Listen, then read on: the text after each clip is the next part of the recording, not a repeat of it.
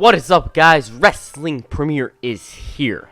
Now, to me, this one was Undertaker's comeback. When he returned as the American Badass in 2000, he didn't really have many great matches and, his performances were off. His character wasn't really the problem because it was himself. The only problem with Taker's badass run up to this point was the fact that he sometimes had some horrendous matches like the one against Chronic. Remember that one? I mean, he faced guys like Austin and Triple H and it was all good, but basically anyone other than the top guys, he basically struggled. It was terrible. Also, at times it felt like Taker himself wasn't motivated. It felt like he was coasting along. A lot of people on the internet clamored for The Undertaker to retire around this time period. They were saying he's slow, overweight, couldn't work a match. It was negative reception for the dead man, but in this run, he proved that he could actually have a consistent amount of good matches. He proved he could be the man in the company at a time where both Austin and Rock departed. In this video, I cover The Undertaker's heel Big Evil run. Now, for me to cover this, let's go back to 2001. But before I do, let me just say one thing. I'm asking you guys already know I'm going to make a lot of WrestleMania videos, right? But should I start off with 21, then 15, 16, 17, or should I just start off with 15 and go in order? Because either way, I'm still going to go in order, but 21's going to come first. Your choice, guys. Simple as that. Okay. In 2001, The Undertaker teamed up with his brother Kane, and they were the Brothers of Destruction. The duo won tag team gold on 3 occasions, but suddenly after Survivor Series, the duo parted ways. On the November 26, 2001 episode of Raw, The Undertaker came out to the ring to save JR from kissing Mr. McMahon's ass. On the topic of ass kissing, The Undertaker mentioned previous names who at one point sucked up to the boss: Hogan, Warrior, Savage, Piper, Brett, Shawn Michaels. The Undertaker said that the saddest thing about this is the fact that he's the one who kissed Vince's ass the most. He then asked JR if he's gonna kiss McMahon's ass. JR replied, "Hell no, I'm gonna kiss his ass." The Undertaker then asked JR if he thinks he's better than him. JR was taken aback to this question, and The Undertaker suddenly struck him. He then told Vince to pull his pants down, which got a laugh out of me because that's something that Undertaker never usually said. Drop your pants? He then grabbed JR and told him whether he likes this or not, he's gonna kiss Vince's ass. He then gave Vince JR's hat and he shoved JR's head right into Vince's rear end. By the way, all of this happened in Oklahoma. Every time JR was there, they managed to embarrass him. This is still one of the most bizarre heel turns because I don't think this was expected. He's coming down to the ring, and before this segment, he was pissed off at Vince for disrespecting him, so this is unexpected. Also, in 1 week, RVD and Stone Cold Steve Austin turned face, while Kurt Angle, Chris Jericho, and The Undertaker turned heel. Anyways, The Undertaker, he began to be more vicious, brutal, and calculating. His first feud as a heel came on the November 29th episode of SmackDown when he attacked RVD and hit the last ride on him through a trash can. He then told Van Dam that he's got a lot to learn here if he's gonna survive in the WWF. He said this is Van Dam's first lesson, and at Vengeance, he'll graduate with honors, because he and the fans are gonna learn to respect him. That's why he attacked Van Dam. Simple as that. The following week, The Undertaker debuted his new haircut to coincide with his heel turn. He attacked Van Dam once again, and he even mocked RVD. Later that night, however, Van Dam returned the favor by blasting the dead man with a chair. At Vengeance, The Undertaker captured the Hardcore Championship in a good matchup against RVD. This is the only singles title that The Undertaker held that wasn't a world title in WWE. It's still weird to me how The Undertaker was the Hardcore Champion. He brought legitimacy to the title along with RVD, but once he lost the title, it was back to where it was. When The Undertaker was Hardcore Champion, the guys were afraid of capitalizing on the 24/7 rule. During his run as Hardcore Champion, The Undertaker destroyed guys such as Spike Dudley,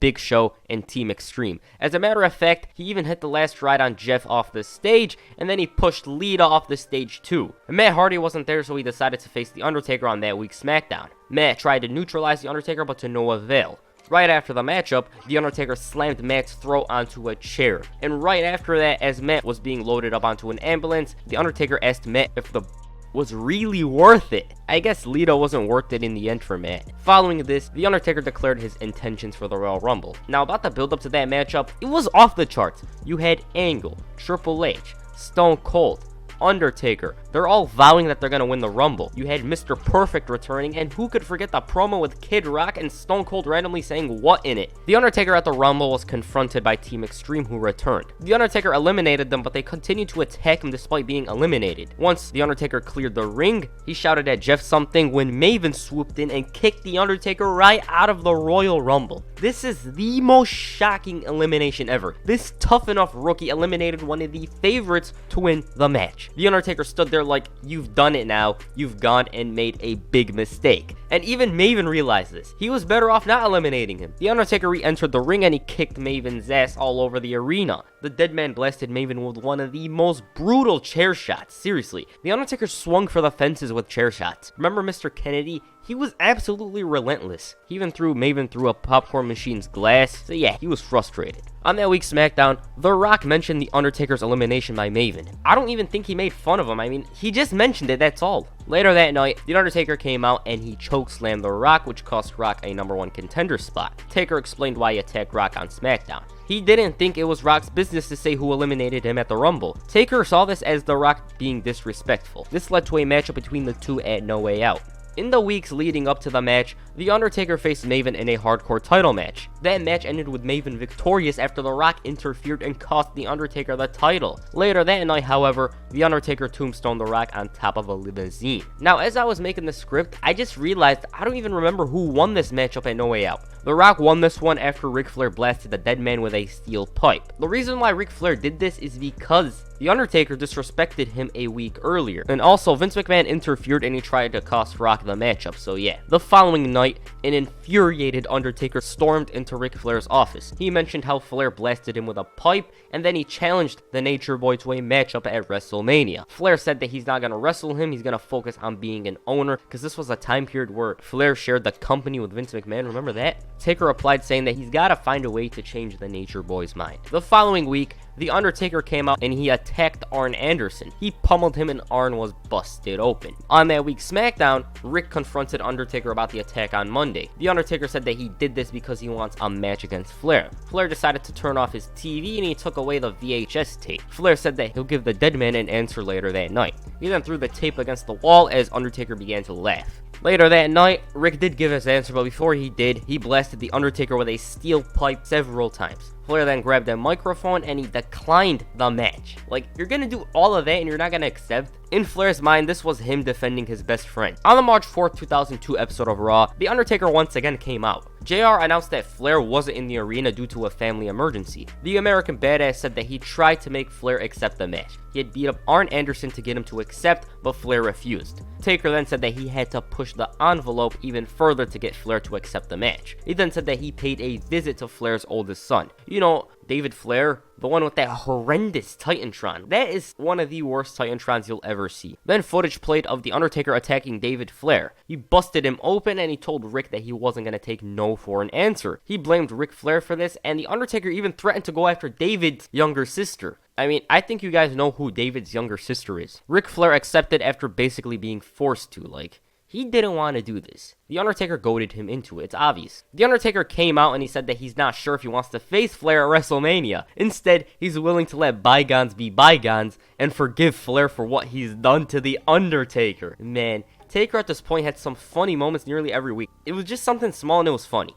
He then told Flair that he'll think about it and he'll give him his answer later that night. Big Evil did accept the match later on, but on one condition. He wanted Flair to get down on his hands and knees and beg him for the match. Instead, Flair sprinted down the ramp and he brawled with The Undertaker into the crowd. Flair was like a madman at this point. He was going all in, he's throwing rights, boom, boom, boom. But at one point, Ric Flair accidentally hit a fan after Taker ducked. Since Flair assaulted a fan, he was arrested. The Undertaker watched this from a distance with a smile on his face. On the final Raw before WrestleMania, Vince McMahon held an emergency board meeting. This board meeting was about the direction of the company. He basically wanted the board to choose who was going to lead the company since Flair was a owner along with McMahon. Later that night, Vince McMahon won the vote of confidence, but for only 6 days, which means that Ric Flair was suspended until after WrestleMania. The reason why Vince won the vote is because Flair wanted to face The Undertaker at WrestleMania, so that's why it won. That match was made no disqualifications. Now, at this point, The Undertaker was 9-0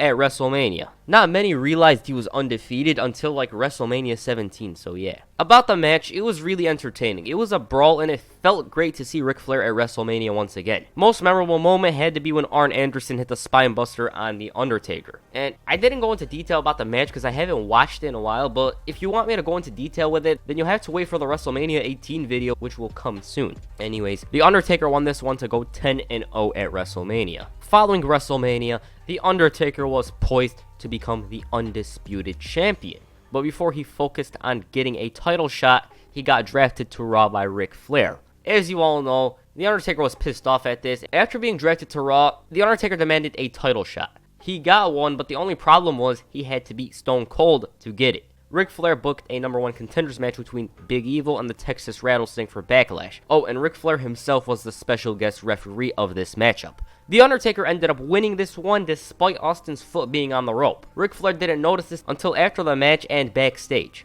Later that night, Big Evil decided to make his presence felt in the undisputed title match between Triple H and Hulk Hogan. He interfered and he blasted Triple H with a steel chair. He then grabbed Hogan and put him over Triple H, but Hogan recovered and he managed to clothesline The Undertaker out of the ring. He basically didn't want his help. Hogan then hit the leg drop and he won the WWF Undisputed Championship. Now, Taker's reasoning for costing Triple H the title is because Hulk Hogan's older, it's clear. In the build-up to Judgment Day, The Undertaker said that he wouldn't be awestruck by Hogan's presence like The Rock and Triple H. He also said that Hogan ran off to WCW because he was afraid of him. Taker added that he could do much more than take Hogan's title. He could take a living, breathing icon and leave him a bloody shell of a man. And that's what he did later that night. He destroyed Hulk Hogan and he grabbed his belt. He hit Hogan with a buckle and this busted him open. He then whipped him with a weight belt and Taker ended this assault with a chokeslam.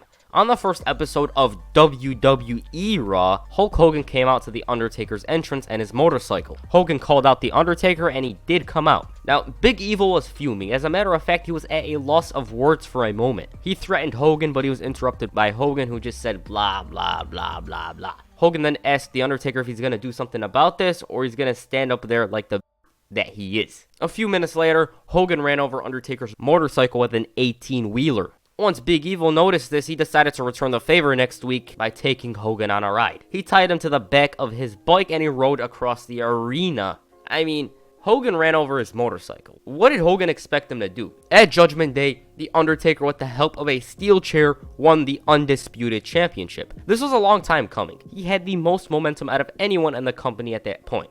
Austin was unhappy and burnt out. The Rock was gone. Triple H was just champ, and Brock Lesnar had just debuted. Like, no one else was more deserving of being champion other than The Undertaker. Maybe there is, but out of the top stars, The Undertaker was most deserving. As champ, The Undertaker became an even bigger bully. At one point, he came out to the ring and he made Tommy Dreamer drink his tobacco spit. And after that, he assaulted him despite drinking it. Like, come on.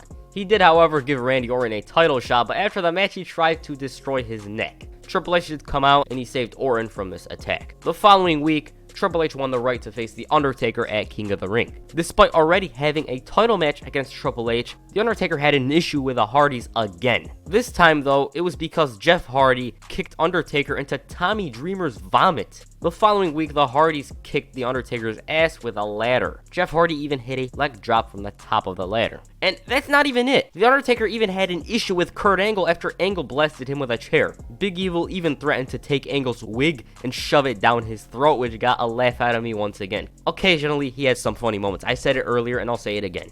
At King of the Ring, The Undertaker faced Triple H for the title. The Rock returned and he nearly cost The Undertaker the title. The reason why The Rock nearly cost him the title is because The Undertaker booted him while he was on commentary, so The Rock decided to return the favor. Big Evil managed to low blow Triple H and roll him up, which made him victorious. The following night, The Undertaker faced Jeff Hardy. Big Evil destroyed him in quick fashion, but after the match, a visibly broken Jeff Hardy grabbed a mic and he demanded a matchup for the undisputed title. He wanted the title match to be a ladder match. The Undertaker accepted. On that week's SmackDown, Undertaker accepted Kurt's challenge for a title match. He had title matches all over his schedule in July. He had Jeff Hardy on the first Raw of July, he had Kurt Angle 3 days later, and he had The Rock at Vengeance, so he was booked. Now, that ladder match between Jeff and The Undertaker had such a great story. Jeff Hardy, at any cost, wanted to win the title. Like, he didn't care if he had to destroy his body, he just wanted to win the title. And at one point, Hardy, with everything he's got, tried to climb the ladder, and JR's commentary was so memorable. "Climb the ladder, kid. Make yourself famous." Such an iconic quote. Hardy was inches away from the title, but Undertaker blasted him with a few chair shots, and he then climbed the ladder and he chokeslammed him off it.